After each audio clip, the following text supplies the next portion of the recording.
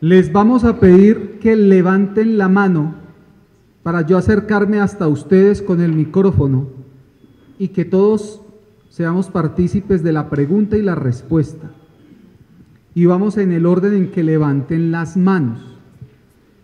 ¿Quién tiene la primera pregunta? Buenas tardes. Para la experiencia que nos compartieron de Río Paila, municipio de Zarzal, me genera una inquietud pues, más perversa, o sea, como haciendo abogado del diablo, en el sentido de si la presencia y las actuaciones de seguimiento, acompañamiento, tratamiento, etcétera, de estos niños que tienen necesidades educativas especiales no ha generado, digamos, el ponerle un freno al desarrollo en la formación y capacitación de los demás. ¿Cómo hacer para evitar esto y más bien posibilitar que estas experiencias, estos seguimientos y acompañamientos favorezcan, digamos, el crecimiento no solo a nivel de la parte comunicativa y de convivencia, sino también en su crecimiento, en su formación académica y en general? Gracias. Bueno, compañero, muchas gracias por la pregunta. Para mejorar esa situación, por eso la institución educativa ha creado la política de inclusión, una política institucional donde todos los docentes deben estar atendiendo a los niños que le corresponda recibir en los diferentes grados. Esa política de inclusión pues tiene el acompañamiento del diagnóstico. La docente que lo recibe ahora le pasa al docente del próximo grupo con la radiografía del estudiante y las prácticas que ha implementado en el proceso. Es muy importante como institución tener una política clara establecida dentro del proyecto educativo institucional de inclusión. Buenas tardes. Para la doctora Upegui, o la licenciada, usted planteaba que el Ministerio de Educación Nacional ha planteado o tiene unas guías para que los docentes trabajen los estudiantes con necesidades educativas especiales y que todos los establecimientos educativos deben, entre comillas, lo digo yo, por parte de la Secretaría de Educación Departamental deben de tener unos apoyos con personal especializado para atender ese grupo poblacional. Pero si vamos a la práctica eso no sucede. Entonces en las instituciones educativas oficiales las aulas cuentan con estudiantes según la guía que sacó el Ministerio de Educación Nacional. No solamente hay estudiantes con necesidades educativas especiales, sino con excepcionales, y esos estudiantes tampoco se atienden. Entonces mi pregunta va encaminada a lo siguiente: ¿qué herramientas, tanto normativas o legislativas, podemos nosotros como docentes, como directivos, citar para que eso verdaderamente se cumpla desde la institución educativa hacia allá? Porque es que estamos maniatados, o simplemente nos limitamos, como se dice, perdóneme vulgarmente, a realizar actividades o a utilizar las guías, pero en última nosotros los docentes no somos especialistas para tratar a ese tipo de población. Muchas gracias. Para la primera pregunta le voy a dar una respuesta, profe, porque a mí siempre me ha generado la misma inquietud. El Estado es el garante del derecho, pero resulta que nosotros somos Estado, ¿cierto? Entonces, cuando el ente territorial no cumple, nosotros debemos de hacer la reclamación en términos de la negación al cumplimiento del derecho, que eso se hace a través de derechos de petición y tutelas. Parece contradictorio que uno desde la escuela tenga que tutelar a su propio ente territorial. Lo que ha venido sucediendo es que como todo se vuelve un decreto de comuníquese y cúmplase, a partir del 2009 alguien muy brillante se le ocurrió, porque además no es que la ley sea mala. Mire, si hay alguien que tiene una ley muy bien hecha, somos nosotros. Precisamente, profe, de la ley es que nos debemos de defender.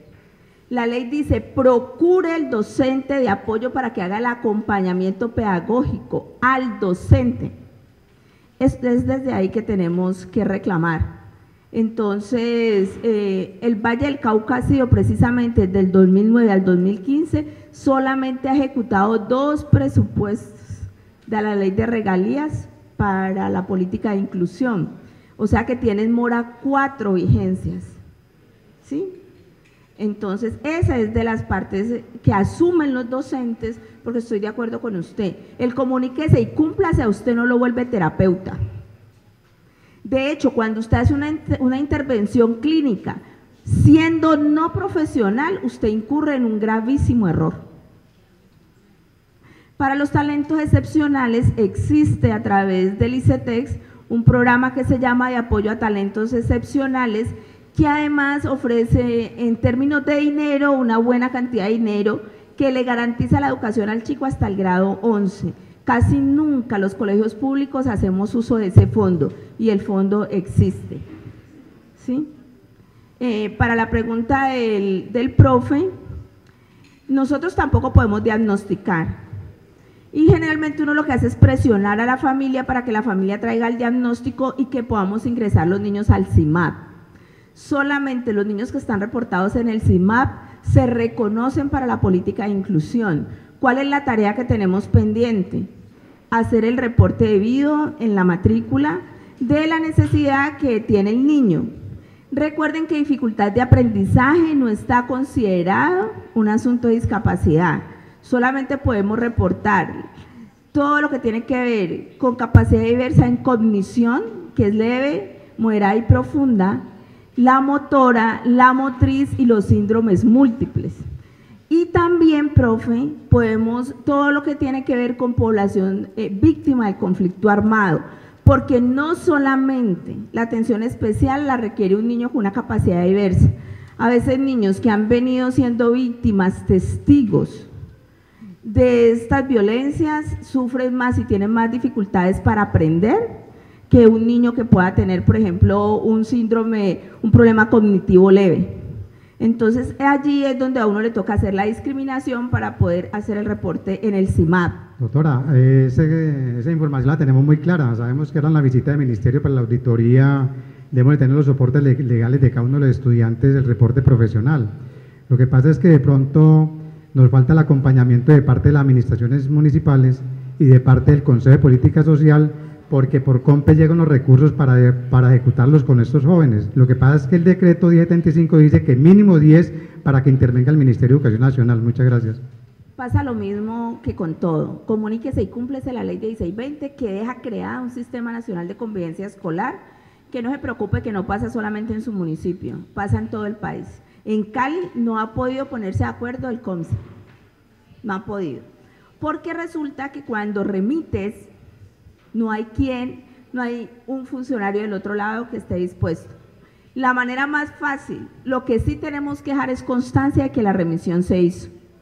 Eso sí, por favor, haga su protocolo en la situación tipo 3, inmediatamente remita. Esa es su tarea, profe. Ya queda el funcionario que le corresponde expuesto a la sanción, pero no la escuela. ¿Cuál es el modo más expedito de que logremos? Porque en términos de restablecimiento de derechos, que es lo que más nos preocupa, el encargado directo es el Instituto Colombiano de Bienestar Familiar. Si a nosotros se nos presenta una situación, mandamos allá para que ellos establezcan la medida de protección y ellos activen la ruta, porque nosotros no podemos, profe, hacer determinado tipo de atención. Mire que la escuela venía haciendo una cantidad de cosas que no le correspondían. Se supone que para eso se creó el Sistema Nacional de Convivencia. Sin embargo, mire, nosotros llamamos a la Policía de Infancia y Adolescencia y nos dicen tenemos una patrulla para 2.500.000 habitantes. Así funciona este sistema, ¿sí? Entonces, profes, pues voy a decir algo que no debería, pero si nos corresponde llenar de derechos de petición a las entidades y hacer requerimientos en términos del cumplimiento de los derechos, toca. Porque nosotros, lo que no podemos nosotros es incumplir la ley. haga la remisión a quien corresponda y ya a ese funcionario le toca entenderse. Hasta ahora, profe, no hemos tenido respuesta efectiva casi de ninguna entidad. Ninguna entidad estaba preparada para las remisiones. Esa es la verdad. Con relación a la pregunta, yo creo que en la ruta que establece la misma norma, habla de unos pasos. Yo creo que si desde las instituciones educativas hacemos la prevención, los casos de tipo 3 se van a minimizar. Les voy a contar una experiencia. En la institución se vinieron presentando brotes de agresiones físicas entre adolescentes. Según la ruta, esos están tipificadas, esos son tipo 3. Una agresión, pues eso tiene uno que remitir a la fiscalía porque hay una agresión física. Empezamos a hacer el trabajo de educar a los estudiantes con relación a la norma y a los mismos padres de familia, haciéndoles énfasis en que son menores de edad, pero que la ley se les aplica a los menores de edad, que la ley 1098 y la ley 1620, la del bullying, esas normas sancionan duramente a los menores de edad y quedan registrados ya en la fiscalía o en la policía, y cuando van a pedir un certificado de antecedentes disciplinarios, pues van a estar allí registrados. Cuando empezamos a hacer ese trabajo con los muchachos y las muchachas y con los padres de familia, los brotes de agresiones disminuyeron, porque hay mucho estudiante que tiene intenciones de viajar, de solicitar la visa, de solicitar el pasaporte, de ingresar a una empresa X a trabajar o de generar su propia empresa. Y esto yo les decía a los estudiantes, porque allá como los formamos, les fortalecemos las competencias laborales generales, les decimos, ustedes van a salir a colocar su propia idea de negocio, a generar empleo, y yo no le puedo comprar a usted productos si tiene antecedentes disciplinarios.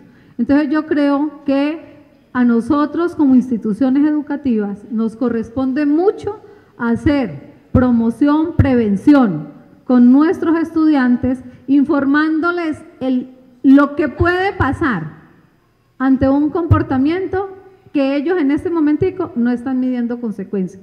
Entonces yo creo que nos corresponde como educadores empezar a formar cultura ciudadana, a desarrollar las competencias ciudadanas en nuestros estudiantes y en nuestros padres de familia para poder minimizar el conflicto dentro y fuera de la institución. Yo creo que a nosotros nos ha dado resultado porque se han minimizado los casos y es de compartir eso. Bueno, la pregunta está dirigida a la doctora Upegui, ¿sí?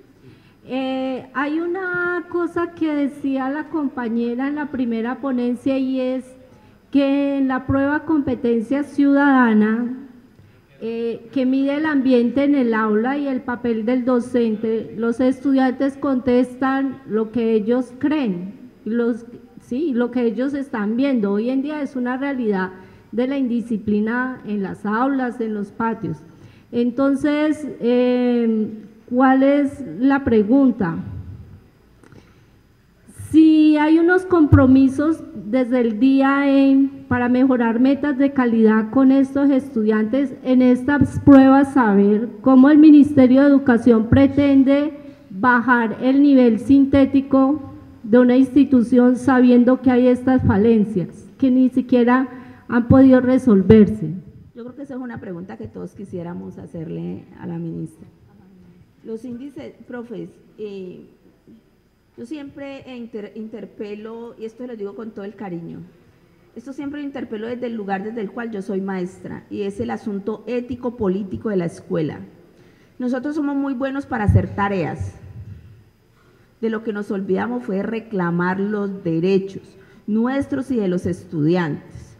Todas las cosas que se les ocurren a alguien no puede convertirse de cualquier manera en una obligación para la escuela.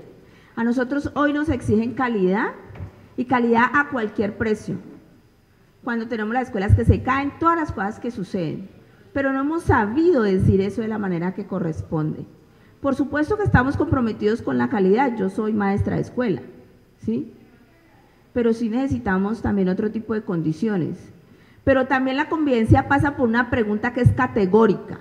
¿Cuál es el asunto pedagógico de la convivencia? Cuando una situación tipo 1 yo la dejo escalar a tipo 3 porque me convierto en un agente negligente dentro del aula. Y también hay que hacerse esa pregunta.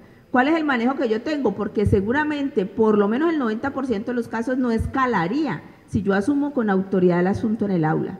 Porque los muchachos, a pesar de todo, siguen respetando la autoridad. Y lo que decía ahora la rectora, señálele las implicaciones que tiene su mal comportamiento. Porque hoy el conflicto con la ley penal es un hecho. Es muy triste que una sociedad solamente busque castigar a sus menores, una sociedad altamente sintomática, que reclame cárceles para menores y no mejorar la situación de educación. Pero por ahora, cuando se inventan, por ejemplo, lo del índice, que sería muy saludable en otras condiciones, profe, no nos han resuelto, por ejemplo, esa pregunta. No la han resuelto.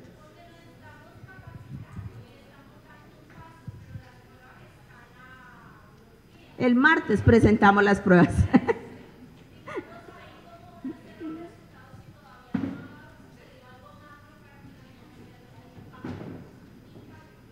Claro, además porque está probado que ningún plan de mejoramiento y ningún impacto es inferior a 3 años, por ejemplo.